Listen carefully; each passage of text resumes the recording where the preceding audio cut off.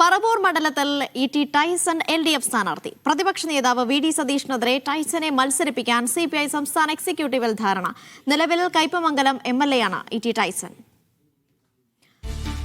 Saif Zainulabdeen വിവരങ്ങൾ നൽകാനായി ചേർന്നു. സൈഫ്, വിശദാംശങ്ങൾ.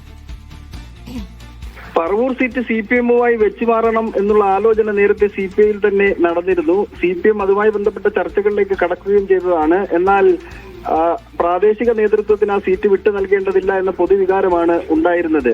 CPM ആണെങ്കിൽ അവിടെ ഒരു പ്രധാനപ്പെട്ട ഏതെങ്കിലും സ്ഥാനാർത്ഥിയെ നിർത്തി പ്രചരണത്തിന് അധികം ജില്ലകളിലേക്ക് പോകാതെ പ്രതിപക്ഷ നേതാവിനെ ആ കേന്ദ്രങ്ങളിൽ തന്നെ, ആ മണ്ഡലത്തിന്റെ കേന്ദ്രങ്ങളിൽ തന്നെ നിർത്താം എന്ന് വിലയിരുത്തിയതാണ്. ഇതിനിടയിലാണ് CPI-യുടെ പ്രധാനപ്പെട്ട തീരുമാനമുണ്ടായത്. ഇ.ടി. ടൈസൺ, കയ്പമംഗലം MLA-ആണ് അദ്ദേഹം. നിലവിൽ അദ്ദേഹത്തെ സ്ഥാനാർത്ഥിയാക്കാൻ, പറവൂരിൽ വി.ഡി. സതീശനെ നേരിടാനുള്ള സ്ഥാനാർത്ഥിയാക്കാൻ വേണ്ടിയുള്ള തീരുമാനമാണ് സംസ്ഥാന നേതൃയോഗത്തിന്റെ ഭാഗമായിട്ടുണ്ടായിരിക്കുന്നത്. ഇപ്പോൾ യോഗം പുരോഗമിച്ചുകൊണ്ട് ഇരിക്കുകയാണ്.